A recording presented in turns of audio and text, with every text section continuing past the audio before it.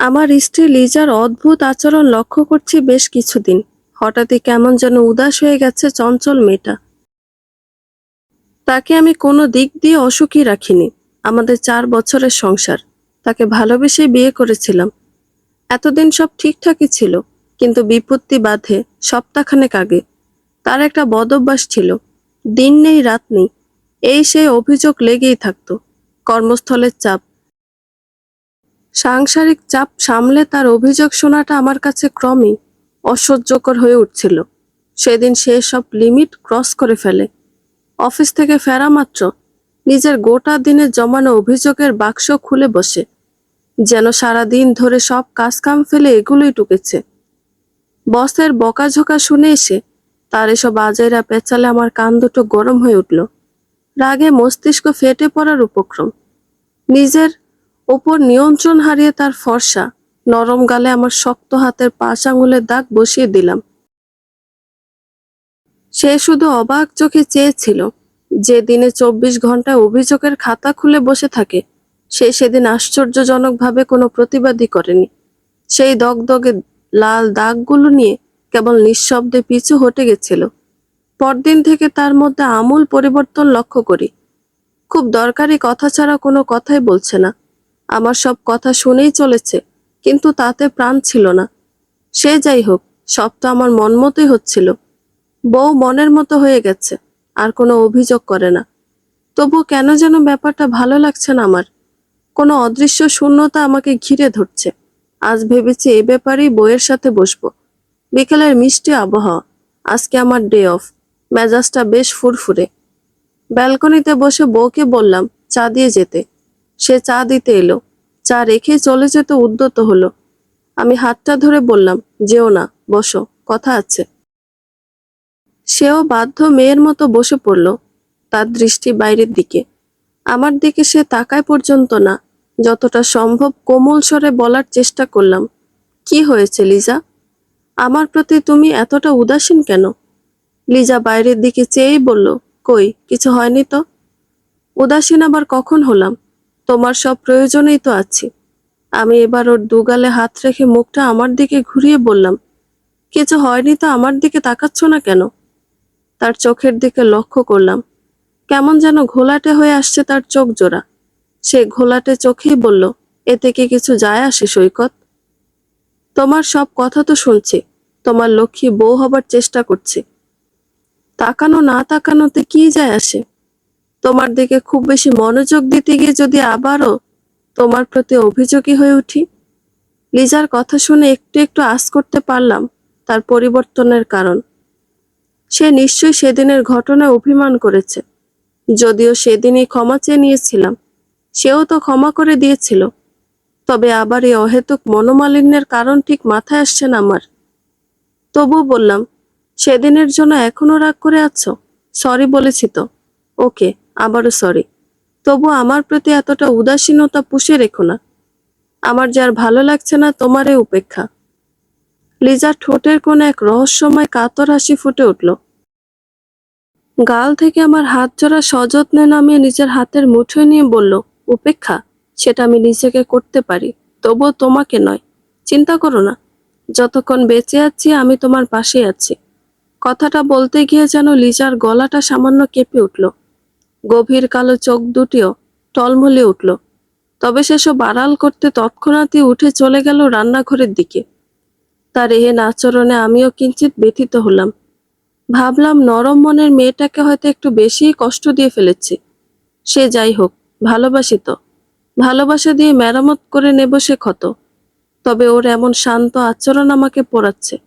আগের সে চঞ্চলা চপলা লিজাকে ফিরিয়ে আনতে কিছু একটা আমায় করতেই হবে। কালই লিজাকে নিয়ে ঘুরতে বের হব বলে ঠিক করলাম। অফিসের বস যত বকুনি দেয় দিক, আমার কাছে আমার সংসার, আমার ভালোবাসাকে ভালো রাখাটাই আপাতত জরুরি। সাথে এও ভাবলাম, লিজাকে হঠাৎ একটা উপহার দিয়ে চমকে দেওয়া যাক। লিজা অনেক দিন ধরে একটা ভিডিও আমায় সেন্ড করত, একটি ভ্যানিটি ব্যাগের ভিডিও। সেটা নাকি ওর খুবই পছন্দ। আবদার করতে আমি যেন ওকে ওটা গিফট করি। যদিও টাকা পয়সা সব আমি ওর হাতেই দিই। নিজেই কিনতে পারতো, কিন্তু পাগলিটার ইচ্ছে আমার থেকে গিফট পাবার। কাজের ব্যস্ততায় এদিকে তেমন একটা নজর দিতে পারিনি কখনো। বিয়ের আগে কত কী বলতাম, কিন্তু বিয়ের পর এতটা ব্যস্ত হয়ে পড়ব আমার নিজেরও জানা ছিল না। সেসব কথা যাক, যা হবার হয়েই গেছে। এখন থেকে আর লিজার প্রতি বেখেয়ালি থাকবো না, এ আমার আজকের প্রতিজ্ঞা। তো ভাবনা মতো দিলাম ব্যাগটা অর্ডার করে। কাল সকাল 10টায় লিজার অভিমান গলে জল হয়ে যাবে। এই আনন্দানুভূতিটা বুকে চেপে হাসি হাসি মুখে ছুটে গেলাম লিজার কাছে। দেখি লিজা দেশি মুরগির মাংস রান্না করছে, যার গন্ধে রান্নাঘরটা মো মো করছে। লিজার হাতে দেশি মুরগির ঝোল আমার বরাবরই পছন্দ। ঠিক লিজার পেছনে দাঁড়িয়ে বললাম, মনে হচ্ছে আমার পছন্দের মুরগির ঝোল হচ্ছে, একটু চেখে দেখা যাবে নাকি? কথাটা বেশ রসিকতার সুরেই বললাম, যাতে লিজার ঠোঁটে হারিয়ে যাওয়া হাসির রেখাটা এক ঝলক দেখতে পারি। কিন্তু আদতে তা হলো না। লিজা কোনো প্রত্যুত্তর না করে 2 টুকরো মাংস বাটিতে তুলে দিল, আবার পূর্ণ মনোযোগ রান্নাই দিল। আশানুরূপ ফল না পেয়ে খানিকটা হতাশ হলাম। বুঝলাম অভিমানটা বেশ গাঢ়, সহজে কমবে না। রাতে খাওয়া দাওয়া শেষে লিজা বিপরীত পাশ ফিরে শুয়ে পড়েছে। ব্যাপারগুলো আমার কাছে অসহনীয় লাগছিল। মনে হচ্ছিল এখনই সব মনের কথাগুলো বলে দিই, আর ওর রাগ অভিমান সব উধাও করে দিই। কিন্তু সারপ্রাইজ নষ্ট হয়ে যাবে ভেবে কিছুই বলি না। তবে যতটুকু সম্ভব ওর মন ভালো করার চেষ্টা করেছি, তাতে কোনো ফল পাইনি। আমি আমার দুর্ব্যবহারের জন্য এখনো লজ্জিত। এটাই আপাতত আমার পাওনা। এ নিয়তি আমি মেনে নিলাম। চোখ বুঝলাম আগামীকালের সোনালি সূর্যের অপেক্ষায়। পরদিন সকাল। খুব সকালে ঘুম ভেঙে গেল আমার। কানে আসছে তীব্র চিৎকার, চেঁচামেচি। চোখ পিটপিট করে তাকাতেই লক্ষ্য করি আমার ফ্ল্যাটের দরজা কেউ অনবরত নক করছে। কি মুশকিল, সকাল সকাল কিসের এত ডাকাডাকি? পাশ ফিরে দেখি লিজাও নেই। আমি বুঝছি না ও আবার গেল কোথায়। বাইরে যেখানে হইচই হচ্ছে সেখানে নাকি? যেতেও পারে, ও তো ফজরে ওঠে। সেসব আর না ভেবে ঘুম জড়িত অলস দেহটা টেনে নিয়ে গেলাম দরজার সামনে। দরজা খুলতে একদল লোক হুড়মুড়িয়ে ঢুকে পড়ল। পাশের ফ্ল্যাটের সবুজ ভাই তো আমায় আঁকড়ে ধরে হাউমাউ করে কেঁদে উঠল। এখনো পর্যন্ত সবে আমার মাথার উপর দিয়ে যাচ্ছে। ঘর ভর্তি লোক মিলে কান্নার রোল তুলে দেয়। সবুজ ভাইয়ের ওয়াইফ সর্বপ্রথম মুখ খুলে বলে, সৈকত ভাই, লিজা ভাবি। এটুকু বলে আবার কান্নায় ভেঙে পড়ে। লিজার নাম শুনতে আমার ওর কথা মনে পড়ল। এত মানুষ, এত ভিড়, অথচ লিজা কোথায়? আমি প্রতিটা কোণে চোখ বুলালাম লিজার খোঁজে। কিন্তু কোথায় ও? ওকে খুঁজে না পেয়ে খুব স্বাভাবিকভাবেই ভাবিকে জিজ্ঞেস করলাম, ভাবি, লিজা কোথায়? ও কি বাইরে আছে? আর হয়েছেটা কি? সে কান্নারত মুখেই যা বলল, তাতে আমার পায়ের তলার মাটি সরে গেল। মনে হলো হঠাৎ জনমানব শূন্য পৃথিবীর বাইরের কোনো স্থানে চলে এসেছি। নিজের অনুভূতি, নিজের অবস্থান, এমনকি নিজের কানের ব্যাপারেও আমি সন্দিহান। আমি কি ঠিক শুনেছি, নাকি কোনো ভ্রম বা স্বপ্নে আছি? এ ভাবনার মধ্যে অনুভব করলাম কেউ আমাকে একবার ঝাঁকালো। তারপর আমি জ্ঞান শূন্য হয়ে লুটিয়ে পড়লাম। কিছুক্ষণ পর জ্ঞান ফিরতেই দেখি আমি বেডে শুয়ে, ঘর ভর্তি লোক আগের মতোই। জ্ঞান হারাবার আগের মুহূর্ত মনে পড়তেই আমার বিকট আত্মচিৎকারে বাকিরা কেঁপে উঠল। লিজা! আমি কেবল চিৎকারই করে যাচ্ছি আর পাগলের মতো ছুটছি গ্রাউন্ড ফ্লোরের দিকে। 6 তলা থেকে সিঁড়ি বেয়ে দৌড়াতে গিয়ে পড়েও যাই একাধিকবার, তবে সেসব কিছুতেই আমার খেয়াল নেই। আমার মাথায় একটা কথা ঘুরতে থাকে, আমাকে আমার লিজার কাছে যেতে হবে। আমার মস্তিষ্ক ভারী হয়ে আসছে, কান্নারাও গলায় আটকে আছে। আমি হিতাহিত জ্ঞান শূন্য হয়ে পড়েছি। উদ্ভ্রান্তের মতো ছুটে এসে নিচে পৌঁছাতেই দেখি বিল্ডিং এর সামনে হাজার হাজার লোকের ভিড়। আমি সকলকে ধাক্কা দিয়ে সরিয়ে ভিড়ের কেন্দ্রে উপস্থিত হই। সাদা কাপড়ে ঢাকা কিছু একটা পরে আছে। তা দেখে আমার বিশ্বাস হয় না এটা আমার লিজা হতে পারে। তবুও সামনে গেলাম। মুখ থেকে কাপড়টা সরাতেই চমকে উঠলাম। মাথার কাছটা রক্তিম তরলে ডুবে আছে। সুন্দর রেশমি চুলগুলোই রক্ত দলা পাকিয়ে আছে। সেই রক্তাক্ত মাথাটা তুলে নিলাম কোলে। আমার হাত অদ্ভুতভাবে কাঁপছে। কাপা হাতে মুখের উপর থেকে চুলগুলো সরিয়ে থুতনির নিচে হাত রেখে ডাকতে থাকলাম, লিজা, এই লিজা, কথা বলো, কথা বলো আমার সাথে। তুমি কথা না বলে আমি গিফট কাকে দিব? কার অভিমান ভাঙাবো? কাকে নিয়ে ঘুরতে যাব? লিজা, লিজা। কিন্তু ওরা আমাকে আমার লিজার সাথে বেশিক্ষণ কথা বলতে দিল না। আমি ওদের হাত থেকে ছোটার কত চেষ্টা করলাম, কিন্তু ওই নিষ্ঠুর পাষাণরা আমাকে লিজার থেকে দূরে সরিয়ে নিল। লিজাকে নিয়ে গেল গাড়ি করে। আমার চিৎকারের জোর ক্রমেই বাড়তে থাকলো। বললাম, আমাকে ছাড়ো, আমাকে লিজার সাথে যেতে দাও। কিন্তু আমার কথা কেউ শুনল না। ওরা আমাকে আমার লিজার থেকে আলাদা করে দিল, কিন্তু এই আলাদা হওয়া যে সারা জীবনের আলাদা, আমি তখনও বুঝে উঠতে পারিনি। আমার স্বাভাবিক হতে সময় লাগলো 3 দিন। 3 দিন পরে বুঝলাম, আমার লিজা শুধু আমাকে নয়, গোটা দুনিয়া ছেড়েই চলে গেছে। এই উপলব্ধিটা হতেই বাঁধ ভাঙা কান্নায় ভেঙে পড়ি আমি। কে জানতো একটা সামান্য অভিমানের জের ধরে আমাকে চিরদিনের জন্য ছেড়ে চলে যাবে। ওকে দেওয়া সে একটা থাপ্পড়ের পরিবর্তে আমি নিজেকে অসংখ্য আঘাত করতে থাকি। আত্মহত্যা করতে গেছি বহুবার, কিন্তু কেউ না কেউ বাধা সৃষ্টি করেছে তাতে। কিন্তু এই অপরাধী জীবনটা বয়ে বেড়ানো আমার জন্য যন্ত্রণাদায়ক। আমি বেঁচে যাই, কিন্তু হারিয়ে ফেলি বেঁচে থাকার আনন্দ। নিজের সব সুখ স্বাচ্ছন্দ্য বর্জন করতে থাকি স্বেচ্ছায়। এভাবে পেরিয়ে গেল 1 মাস। এতদিন আমি বেডরুমে ঘুমাইনি। আমার সাহস হয়নি লিজার স্মৃতির সম্মুখীন হবার। তবু অপরাধীর ন্যায় প্রবেশ করলাম। বুকটা খা খা করে উঠল। এত সুন্দর করে সাজানো রুমটা, ভাবতে অবাক লাগে সেই ঘর সাজানো মানুষটাই আর নেই, আর কখনো আসবেও না। পুরো ঘর জুড়ে লিজার স্মৃতি। আমি আমার অশ্রুদের দমন করতে ব্যর্থ হই। প্রতিটা জিনিস হাতড়ে দেখি আর অতীতের স্মৃতিতে তলিয়ে যাই। সব শেষে আমি আসি লিজার শাড়ির আলমারিতে। শাড়ি পরতে খুব পছন্দ করা একটা আলমারি রেখেছিল কেবল শাড়িরই। তা খুলতে আমার নাকে এসে লাগে লিজা, লিজা একটি মিষ্টি সুঘ্রাণ। ভগ্ন অশ্রুসিক্ত মুখটা ডুবিয়ে দিলাম সেই শাড়ির স্তূপে। শাড়ির একটা ভাঁজের মধ্যে লক্ষ্য করলাম সাদা জাতীয় কিছু একটা। বের করে দেখি একটি কাগজ। ঠিক কাগজ নয়, দেখে মনে হচ্ছে কোনো চিরকুট। যখন চিরকুটটা লিখছি তখন তুমি ঘুমে বিভোর। ঘুমাবার আগে হয়তো ভেবেছিলে আমিও ঘুমিয়ে গেছি, কিন্তু আমি ঘুমাইনি, ঘুমাতে পারিনি। চির নিদ্রায় ডুব দেওয়ার সময় যে ঘনিয়ে আসছে, তাই হয়তো এই ক্ষণিকের ঘুমটা ধরা দিল না আমার চোখে। আজকের পর থেকে তুমি হয়তো ভাববে সবকিছুর মূলে ছিল তোমার আমাকে দেওয়া সেই থাপ্পড়টা। কিন্তু বিশ্বাস করো, আমি নিজের প্রতি আত্মগ্লানিতে নিঃশেষ হয়ে যাচ্ছি ক্ষণে ক্ষণে।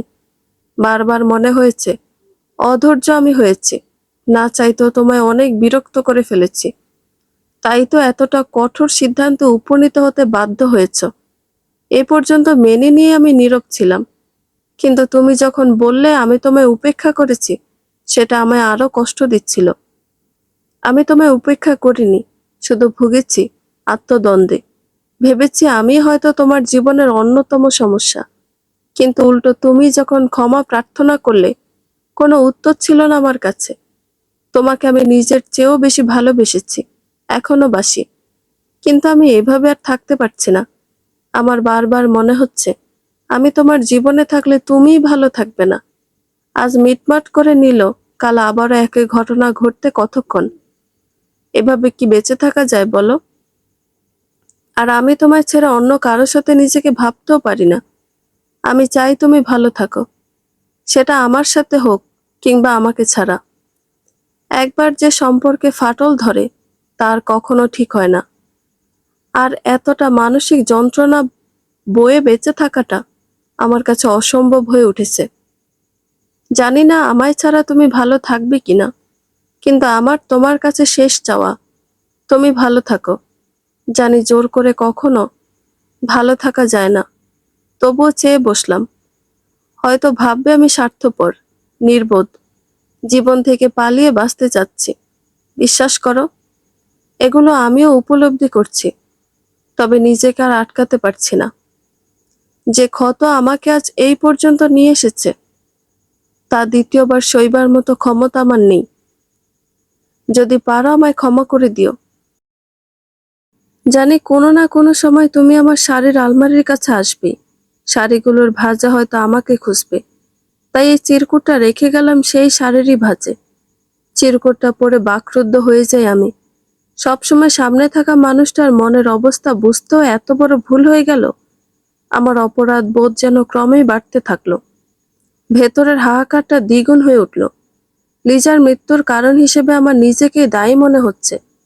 মনে হচ্ছে যদি আরেকটু আগে বুঝতাম, ওকে বোঝাতাম, তাহলে এই অপূরণীয় অঘটনটা ঘটতো না। আমি চিরকুটটার দিকে চেয়ে বলতে থাকি, তুমি আমার বিরক্তির কারণ ছিলে না লিজা। তুমিই ছিলে আমার ভালো থাকার কারণ। তোমাকে নিয়েই তো বেঁচেছিলাম আমি। আমার সে একটা ভুলের মাসুল এত বড় হবে জানলে কখনোই করতাম না সেই ভুলটা। ভুলেও না।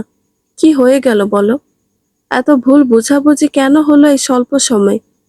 তুমি চেয়েছো আমি যেন ভালো থাকি, কিন্তু তোমায় ছাড়া আমি ভালো কিভাবে থাকি? যেখানে বেঁচে থাকাটাই দুর্বিষহ হয়ে উঠেছে, সেখানে ভালো কিভাবে থাকি বলো? এটা তুমি কি করলে লিজা? এক ফোঁটা নোনা জল গড়িয়ে পড়ে চিরকুটে, তা আমি সযত্নে মুছে দিই। আমি কোনোভাবেই চাই না চিরকুটটা ক্ষতিগ্রস্ত হোক। হয়তো আমার আগামী দিনের বেঁচে থাকার সঙ্গী এই চিরকুটটা। চিরকুটটা বুকে রেখে পাড়ি দিলাম আমার জীবনের অন্যতম বিষাদময় রাত্রির গভীরে।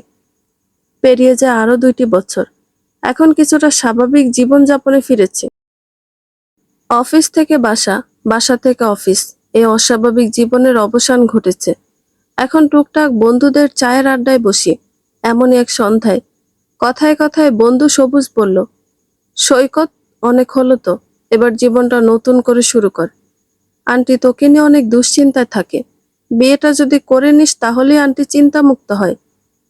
শুনেছি বেশ কিছুদিন ধরে আমার আম্মা মেয়ে দেখছে আমাকে আবার বিয়ে দেওয়ার জন্য। এ কথা সে সরাসরি আমাকে বলার সাহস করে উঠতে পারছে না, তবে একে ওকে দিয়ে বলাতেই আছে। আমি খুব সহজ একটা উত্তর দিলাম সবুজকে, আমি বিবাহিত সবুজ। আর মানুষ জীবনে বিয়ে কয়বার করে বল?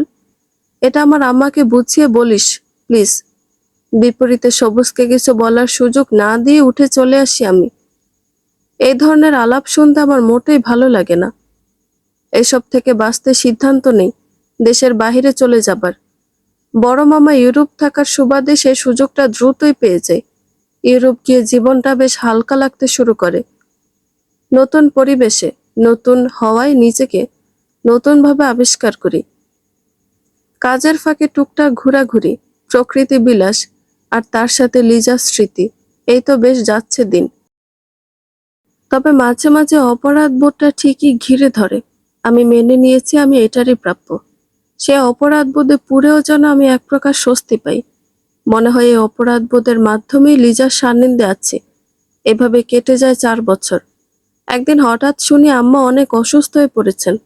ভাইয়া ভাবি ফোনে বারবার বলতে থাকে যত দ্রুত সম্ভব যেন দেশে আসি। আমার দেশে যাওয়ার কোনো ইচ্ছেই ছিল না, কিন্তু আম্মার অসুস্থতা আমাকে দেশে নিয়ে আসে। এসে দেখি আম্মা একদমই শয্যাশায়ী। তার বাঁ সাইডটা প্যারালাইজড হয়ে গেছে। উঠে বসতে পর্যন্ত পারে না, কথা বলে কোনো রকমে। বাবার অবস্থাও বিশেষ ভালো না। আম্মার টেনশনে সেও কাহিল। আমি আম্মার শিওরে গিয়ে বসি, মাথায় আলতো করে হাত বুলিয়ে বলি, আম্মা, আমি এসেছি, তোমার সৈকত এসেছে। আম্মা ধীরে ধীরে চোখ তুলে তাকায়, এক হাতে আমার হাতটা ধরে অনেক কষ্টে। অস্পষ্ট স্বরে বলে, বাবা, আমি চিন্তায় ঘুমাতে পারি না বাবা। এভাবে কি তুই সারা জীবন কাটাবি? আমি আজ আছি কাল নেই, কে তোর খেয়াল রাখবে বাবা?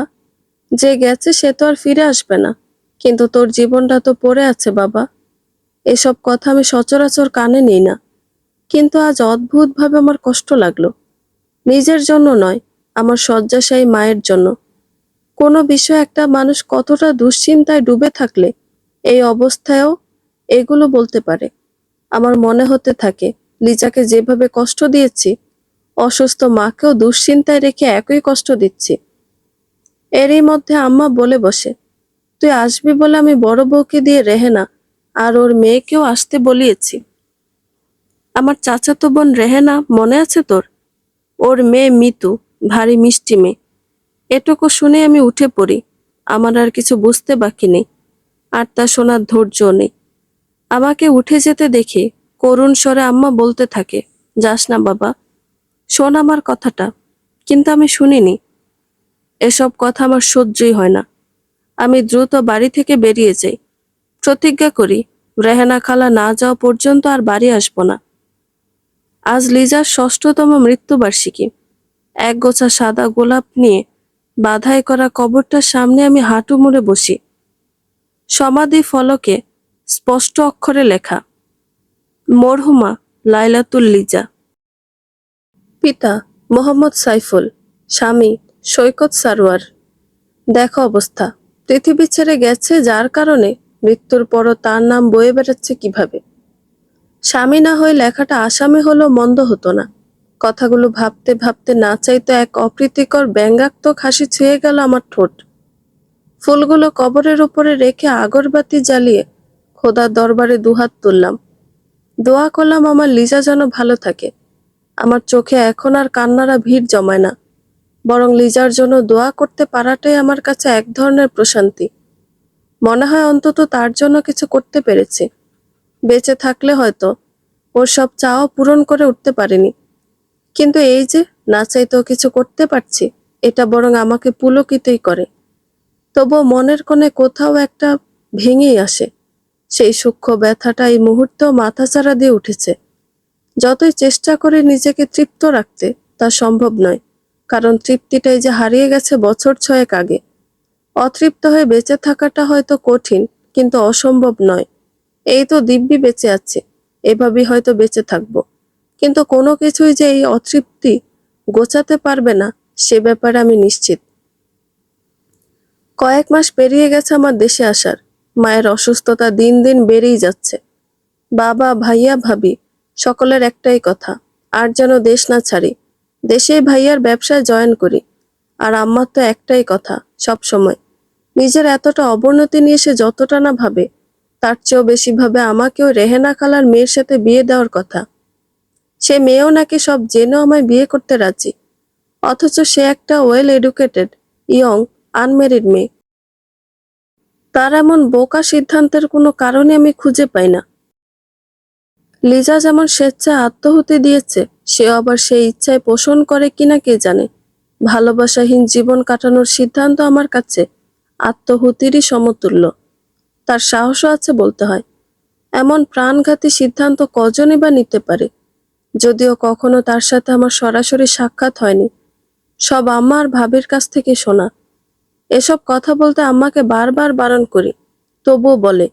তাই খানিকটা অভিমান করে গত 2 দিন তার ঘরে যাইনি, তার সাথে দেখাও করিনি। কিন্তু আজ নাকি সে সৈকত সৈকত করে অনেক বেশি পাগলামি করছে। এমন খবর শুনে আর নিজেকে ঘরবন্দি রাখতে পারলাম না। সর্বোপরি সে আমার জন্মদাত্রী, তার শারীরিক অবস্থাও ভালো নয়। রুমে ঢুকতে আম্মা আমাকে দেখে কান্না করতে শুরু করলো। বিছানায় শায়িত প্রায় মৃত্যু পথযাত্রী মায়ের এমন কান্না আমি সহ্য করতে পারলাম না। এক ছুটে গিয়ে আম্মার পাশে বসলাম, হাতটা ধরে বললাম, কান্না করুন আম্মা, আমি এসেছি তো। খুব কি কষ্ট হচ্ছে তোমার? আম্মার আজকাল কথা বলতে বেশ কষ্ট হয়, মুখটা সামান্য বেঁকে যায়। তবুও কাঁদতে কাঁদতে বলল, আমি কি তোর খারাপ চাই বাবা? যদি মনে করিস খারাপ চাইছে, তাইলে ক্ষমা করে দিস। তাও অভিমান করে থাকিস না বাবা, দূরে দূরে থাকিস না। আম্মাকে কিভাবে বোঝাবো জানা নেই, তবুও বললাম, খারাপ কেন চাইবে? কোনো মা কি তার সন্তানের খারাপ চাইতে পারে? আমার এমনটা ভাবার কোনো প্রশ্নই আসে না। তুমি দয়া করে কান্না থামাও, তোমার কান্না ভেজা চোখ আমায় আরো বেশি কষ্ট দিচ্ছে। আম্মা পুনরায় বলল, আমি আর তোরে জোর করব না বাবা, কোনো দিনও না, তাও দূরে থাকিস না। দূরে নেই আম্মা, এই তো আমি তোমার কাছে আছি। তুই আমারে ভুল বুঝছিস বাবা, তোরে এইভাবে দেখতে আমার ভাল লাগে না, অনেক কষ্ট হয়। আমার হাসি খুশি পোলাটা এমন জিন্দা লাশ হয়ে ঘুরে আমি সহ্য করতে পারি না। জীবনটা যদি নতুন ভাবে শুরু করতি, আমি মরেও শান্তি পাইতাম। আম্মার জীর্ণ কায়ায় ভাসমান কোটরাগত চোখ দুটো জলে ডুবে আছে। মায়ের এমন মলিন চেহারা, এমন কাতরতা কোনো সন্তানই বা সহ্য করতে পারে? আম্মার বলা শেষ বাক্যটা আমাকে ভীষণভাবে নাড়া দেয়। আম্মাও যদি লিজার মতো আমার কাছে কোনো আবদার রেখে চলে যায়, আমি নিজেকে আর কোনোভাবেই ক্ষমা করতে পারবো না। সপ্তাহখানেক বেশ দ্বিধাদ্বন্দ্বে ভুগলাম, খাওয়া দাওয়া ঠিকমতো করতে পারিনি। লিজা ছাড়া অন্য কারোর সাথে ঘর বাঁধার কথা ভাবলেও আমার বুকে সমুদ্রের ঢেউ আছড়ে পড়ার মতো অনুভূতি হয়। তবু আমার বিধ্বস্ত মুখের দিকে চেয়ে রাজি হলাম মিতুকে বিয়ে করতে। অন্তত সে মনে করুক আমি ভালো আছি, এটাই আমার চাওয়া। কিছুদিনের মধ্যেই ঠিক হয়ে গেল দিনক্ষণ। এক সন্ধ্যায় অত্যন্ত ঘরোয়াভাবে আমার সাথে মিতুর বিয়ের আয়োজন করা হলো। নির্বিঘ্নে বিয়ে সম্পন্ন হলো। বউকে ঠিক কতটা ভার নিয়ে দ্বিতীয়বারের মতো কবুল বলতে হয়েছে তা ব্যাখ্যাতীত। এখন সমাজ পরিবার সবার চোখে আমি নববিবাহিত, নতুন জীবন শুরু করেছি। অনেকে হয়তো এটাও ভাবছে যে লিজাকেও ভুলে গেছি। হয়তো অনেকে আড়ালে ঠাট্টাও করছে, এত ভালোবাসা, অত ভালোবাসা, অথচ ঠিকই বিয়ে করে নিল। পুরুষ মানুষই এমন। হাহ, কিন্তু তাদের ভাবনাকে আমি মোটেই সফল হতে দেইনি। বিয়ের দিনই মিতুকে জানিয়ে দেই স্বাভাবিক কোনো হাজবেন্ডের মতো এক্সপেকটেশন আমার ওপর না রাখতে। সংসারে তার পূর্ণ অধিকার থাকবে, কিন্তু স্বামীতে না। মিতু যেহেতু সবই জানতো, সে এই কথায় বিশেষ আহত হয় না, উল্টো মুস্কি হাসে, যেন চ্যালেঞ্জ হিসেবে গ্রহণ করেছে। যদিও আমি জানি চ্যালেঞ্জে সেই হারবে, তবুও তার আত্মবিশ্বাস দেখে মুগ্ধ না হয়ে পারলাম না। যাই হোক, এভাবে সে থাকতে পারলে আমার কিছু যায় আসে না। আমার তাকে নিয়ে কোনো মাথা ব্যথা নেই। শুধু আমার কথা মতো একটা তথাকথিত নতুন জীবন দেখাতে বিয়েটা করা। এখন আমি ভাইয়ার বিজনেসে অংশ নিয়েছি। আমার অবস্থা আগের মতোই, উন্নতিও নেই, অবনতিও নেই। ভাবি আর মিতু মিলে সবসময় আমার দেখাশোনা করে। মিতু আমারও কেয়ার করার চেষ্টা করে, কিন্তু আমি তা বরাবরই প্রত্যাখ্যান করে চলি। ভাইয়া ভাবি সবই বুঝছে, কিন্তু আমাকে কিছু বলে উঠতে পারে না। তবে মাঝে মাঝেই দেখি মিতুকে বেশ সান্ত্বনামূলক বক্তৃতা দেয় তারা। অভয় দেয় একদিন সব ঠিক হয়ে যাবে। তারা যদি আমার ভেতরের ঝড়টা দেখতো, তাহলে হয়তো এ কথা বলতে পারতো না। একদিন মিতু আমার কাছে এসে এক অদ্ভুত আবদার করে বসে। লিজার পুরনো শাড়ির আলমারিটা বদলে একটা নতুন আলমারি আনতে চায়।